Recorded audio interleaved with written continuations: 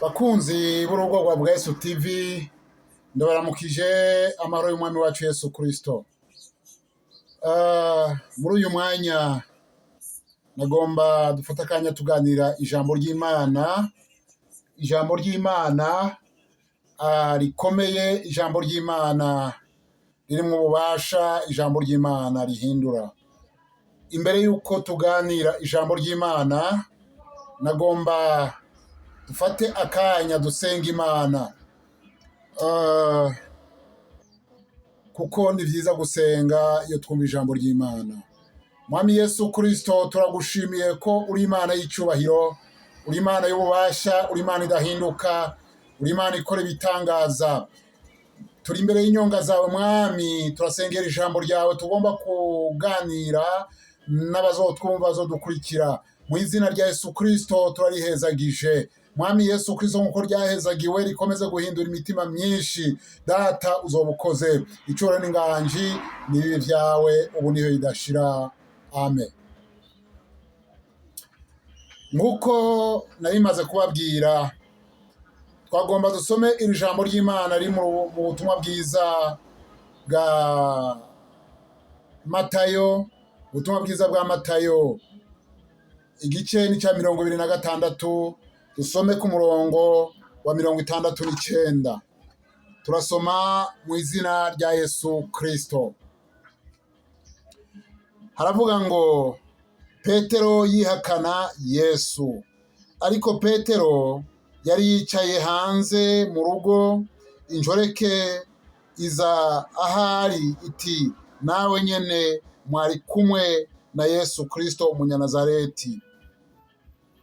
Nawe abihakana mu maso ya bose, ati ico uvuze sindakizi.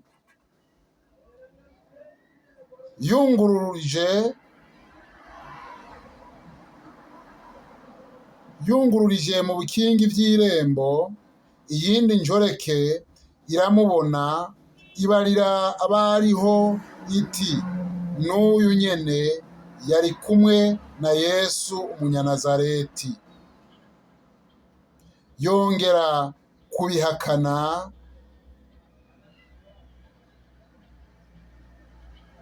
arahira ati uyu muntu sindamuzi.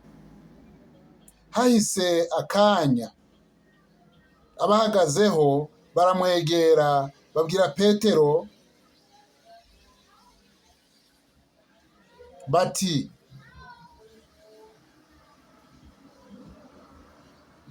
ni iby'ukuri nawe uri uwo muri bo, bitaye ko n'imvugo yawe iraguhinyuza. Buno atangura kurahira arisiba ati uyu muntu sindamuzi. Uwo mwanya inkoko irabika. Petero yibuka ijambo Yesu yamubwiye ati, inkoko itarabika uja kunyihakana gatatu. Aragenda arenga irembo, araturikisha, ararira. Imana idufashe. Muri uyu mwanya twumvise uyu muntu Petero, intumwa ya Yesu Kristo. Uyu yari yavuze ati, nzogukurikira gushika no mu rupfu. Ariko hageze ko bamufata, atangura gutinya, atangura kugira ubwoba. Aravuga ati,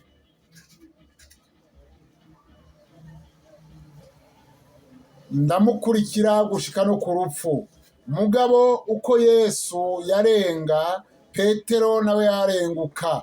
Petero yatanguye kugenda asubiza inyuma imigongo buhoro buhoro.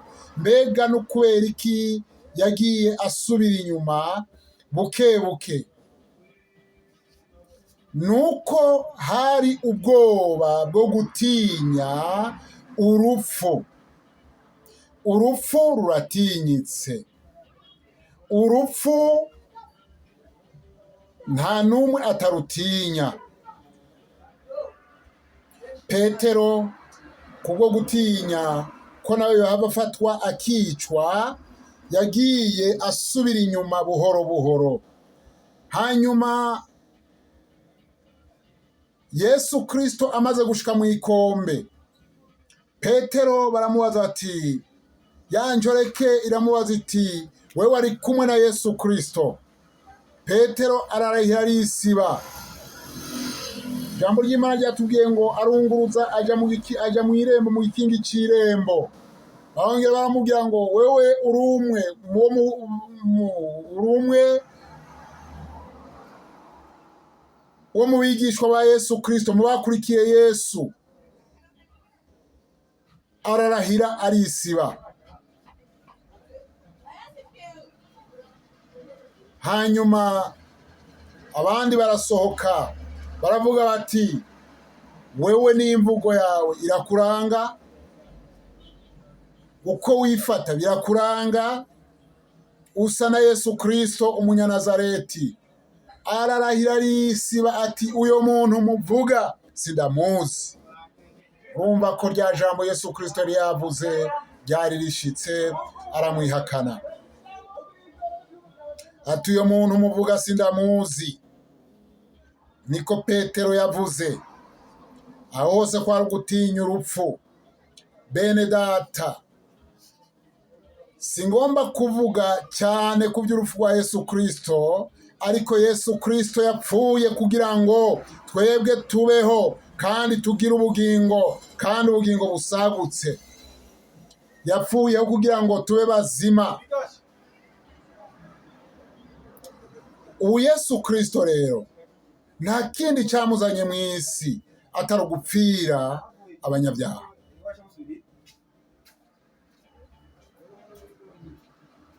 Umviriza,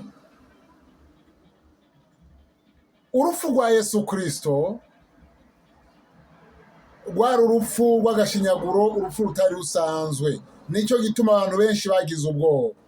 Rero ngomba muri aka kanya tuvugane ku cerekeye urupfu. Yesu Kristo niwe yashoboye gutsinda urupfu. Yesu Kristo yaratsinze urupfu, natwe tuzorutsinda kuko Yesu Kristo yarutsinze. Umva, icyatumye Yesu Kristo aza hano mu isi kwari kugira ngo ahindure ubusa urupfu, aruhindure ubusa. Urupfu ntirutinya ngo uri umunyacyubahiro. Urupfu ntirutinya ngo uratunze. Urupfu ntirutinya ngo uri munini. Urupfu ntirutinya ngo ni ukubera uri incabwenge. Urupfu ntirutinya ngo ni ukubera ukiri muto. Urupfu ntirutinya uwo ari we wese. Urupfu rurya abakuru, urupfu rurya abakiri bato, urupfu rurya abategetsi. Uwo ari we wese yari akwiye guca bugufi, kuko urupfu iyo ruje ntirutoranya. Bene data, uyu mwanya nagombye kuvuga kuri iri jambo urupfu, kuko abenshi bararutinya. Urupfu ruriho kandi rwaje kugira ngo rucishe bugufi abishyira hejuru. Urashobora gusanga umuntu agenda yivyimvya ngo nuko afise amafaranga, ngo nuko ari umunyacyubahiro, akagenda agaraguza agata abandi. Urashobora gusanga umuntu agenda asuzugura abandi, asuzugura abatagira icyo barya. Ariko nagomba nakubwire, ikintu cyose kirafise iherezo. Urupfu nirwaza ntuzosubira kwikakisha imbere yarwo, kuko hariho umunsi wawe. Imana idufashe kandi itugirire neza. Imana ikugirire neza nawe ubwawe. Byari bigukwiye ko uca bugufi uko uri kose. Mwene data, ngomba ndakubwire, ntuze utinye kandi ntuze ugire ubwoba. Niba wabona abantu bagutwenga, ntuze ugire ubwoba kandi ntuze utinye, ntuze ucike intege. Niba wabona abantu bagenda barakuvuga, ntuze ucike intege, ahubwo ariko arakwegereza Imana. Komeza kugira umutima wo kwegera Imana. Umviriza ndakubwire ubugira kandi, naho umuntu yo gukengera, igikuru nuko Imana itagukengera, nuko Imana itagusuzugura. Imana ntizigera isuzugura abayo. Imana izokwama yubahiriza abayo kandi irubaha abayisenga. Haleluya. Umve ndakubwire kandi, uko uri kose waramenye Kristo Yesu, waramaze kwakira Yesu Kristo nk'umwami n'umukiza w'ubugingo bwawe, Imana irakubaha kandi Imana irakuzi. Komeza kumukurikira, ntiwihenze. Hari igihe cyawe, nawe wowe uri umukene, hari igihe cyawe cyo kuzova muri ubwo bukene. Hari igihe cyawe cyo kuduzwa n'Imana. Hari igihe cyawe cyo gushirwa hejuru n'Imana. Ntugahagarikwe umutima nawe n'abashizwe hejuru. Ntugahagarikwe umutima n'ibihinda byo muri iyi si, ariko ushira umutima kubiri hejuru. Kuko ijambo ry'Imana riratubwira ngo aha mu isi si wacu, iwacu ni mu ijuru. Komeza kubaha Imana, Imana nizo gushira hejuru. Bakunzi b'urubuga rwa Vuga Yesu TV, nagira nongere ndabashimire ukuntu mwamukurikirana ijambo ry'Imana twama tugira dushikiriza kuri uru rubuga. Hanyuma nagomba ndabasabe muze mukomeze gushira ko sabone, canke muri rwa rurimi rw'icongereza subscribe. Ariko kandi nimwibagire no gusangiza abandi iri jambo ry'Imana twama dushikiriza. Reka rero ndagusengere wewe uri kurankurikirana. Mwami Yesu Kristo, ndakwinginze kugira ngo iri jambo ryawe rize rigira ikimazi mwazoryumva kandi rigira ikimazi abaryumva bose. Kandi ndasenge uwo wese aboshwe, uwo wese afise imitwaro imuremereye, uwo wese yihebuye, uwo wese afise indwara, mu izina rya Yesu Kristo niyakira ugukira. Umuntu wese ahababara niyakira ugukira, mu izina rya Yesu Kristo abe muzima. Umuruhura imitwaro yiwe yose, databuja abeho yidegembya. Urakoze Mwami Yesu, urakoze kubyumvise. Mu izina rya Yesu Kristo niyo ndabisabye. Mwari kumwe na mwene so Nimenya Emmanuel. Mugire umugisha w'Imana Data wa twese. Amen.